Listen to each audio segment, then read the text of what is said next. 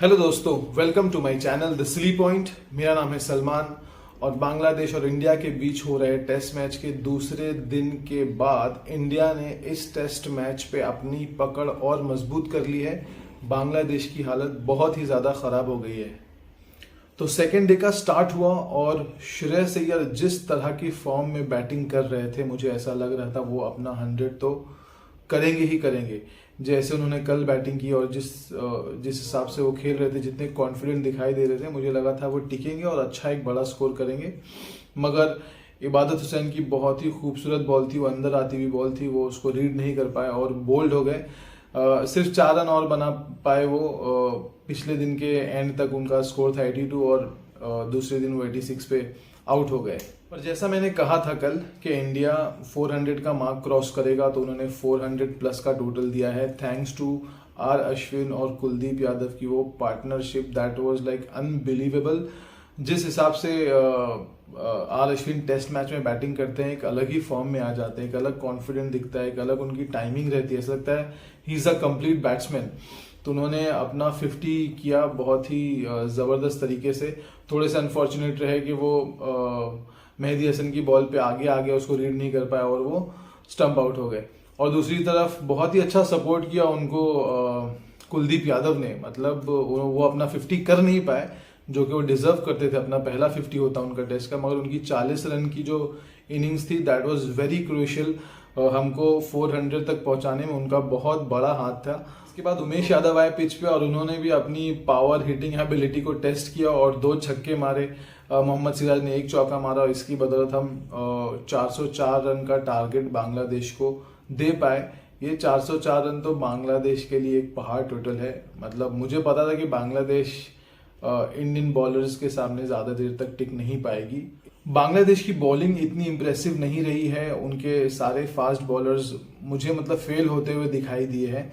सिर्फ 2 स्पिनर्स उनके थोड़ी इफेक्टिव थे, एक ताजुल इस्लाम और दूसरे मेहदी हसन। दोनों को 4-4 विकेट्स मिली हैं और दोनों की इकोनॉमी भी ठीक ठाक है। एक की 2.9 है, एक की 3.5 है। तो इनकी बदौलत ही इंडिया को 400 तक रोक पाए हैं, वरना इंडिया और आगे जा सकता था।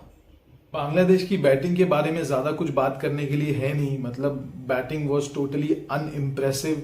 वही सब 10, 15, 20, 25, 28 रन बना के सारे पवेलियन वापस चले गए। मतलब इंडियन बॉलर्स ने तो बांग्लादेश की बैटिंग को खोल के रख दिया। सिराज ने जैसे ही स्पेल स्टार्ट किया, पहली ही बॉल पे शांटो का विकेट, वो जबरदस्त बॉल थी और एज लगा और कोहली का वो स्टनिंग कैच जो लिया उन्होंने, बहुत सुपर्ब था वो। और उसके बाद ही उमेश यादव आया और उमेश यादव की जो जबरदस्त अंदर आती हुई बॉल थी। और यासिर अली क्या बोल्ड हुए हैं। मतलब उनका जो स्टंप इतना घूम रहा था, ऐसा लगा था घूम घूम के स्टंप बाउंड्री क्रॉस कर देगा। 5 ही रन पे बांग्लादेश की 2 विकेट हो चुकी थी। एक मोहम्मद सिराज ने लिया और एक उमेश यादव ने लिया। और उसके बाद बांग्लादेश टीम की हालत ये थी कि बांग्लादेश के प्लेयर्स आए और बांग्लादेश के प्लेयर्स गए।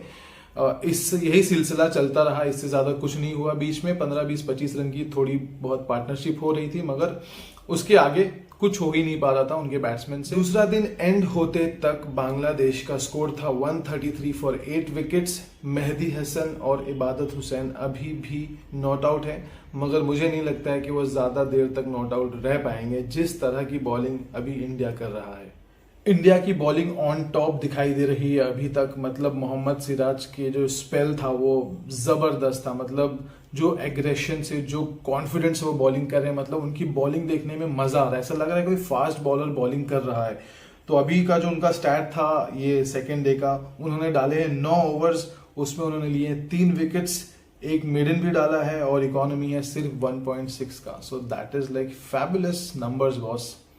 मतलब क्या बॉलिंग डाल रहे थे मोहम्मद सिराज। मतलब बॉल अंदर आ रही है, बाहर जा रही है, बाउंसर है, लाइन एंड लेंथ पे क्या जबरदस्त कंट्रोल दिखाई दे रहा था पूरी मैच में।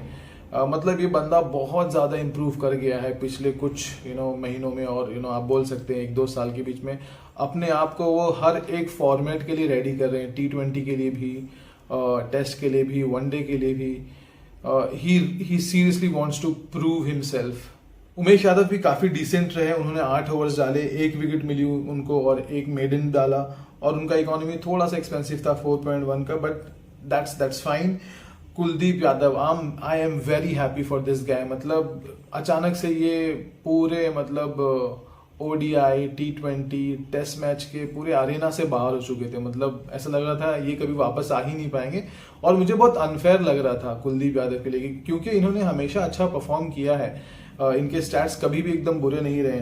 तो जैसे ही आए पहली ओवर की दूसरी बॉल पे इनको विकेट मिल जाती है, एंड देन उसके बाद से उसके बाद वाले ओवर में भी उनको दूसरी विकेट मिल जाती। फिर उनका जो कॉन्फिडेंट है, जो उनका बॉलिंग है, जो उनका कंट्रोल है, बहुत अच्छा दिखाई देने लगता है फौरन ही। मतलब फ्लाइटेड बॉल डाल रहे हैं, स्पिन भी हो रहा है, अंदर भी आ रहा है, बाहर भी जा रहा है। मतलब जबरदस्त बॉलिंग। मतलब एक वो जो पुराने कुलदीप यादव थे MS धोनी के टाइम पे, वैसे दिखाई दे रहे हैं। आई एम वेरी हैप्पी कि आई होप कि उनको एक परमानेंट जगह मिल जाए टीम इंडिया में, एटलीस्ट कोई एक फॉर्मेट में। He deserve that. तो कुलदीप यादव ने इस मैच में डाले थे 10 ओवर, जिसमें उन्होंने 4 विकेट लिए हैं और 3 मेडन ओवर डाले हैं, और उनका इकोनॉमी है 3.3 का। तो नंबर्स बात कर रहे हैं बॉस, नंबर्स वो बंदे के बारे में बात कर रहे हैं कि क्या है वो बंदा।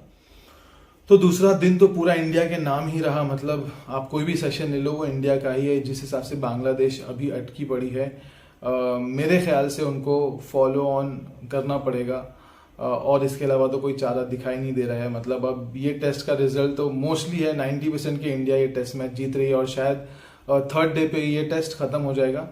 तो बस आज के लिए इतना ही है। सेकेंड डे की यही सारी अपडेट्स हैं। अगर आपको ये वीडियो पसंद आया है तो लाइक करें, शेयर करें, सब्सक्राइब करें। आप क्या फील कर रहे हैं अभी तक ये जो टेस्ट मैच हुआ है उस बारे में कमेंट सेक्शन में आके बताएं। तब तक के लिए टेक केयर।